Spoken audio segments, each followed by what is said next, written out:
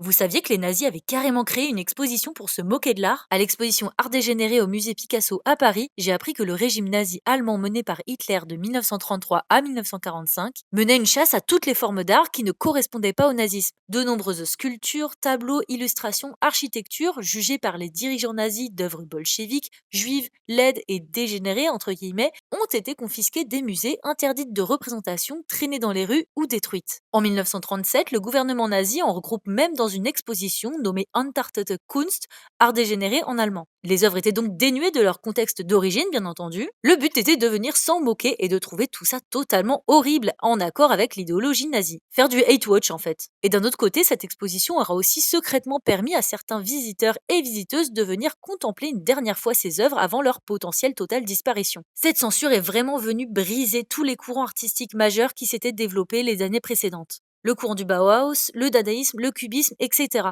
Beaucoup d'artistes se sont donc enfuis dans d'autres pays pour leur vie et pour continuer leur art. D'ailleurs, jusqu'à aujourd'hui, le gouvernement allemand recherche encore à retrouver des œuvres spoliées par les nazis, revendues illégalement et même cachées chez des descendants.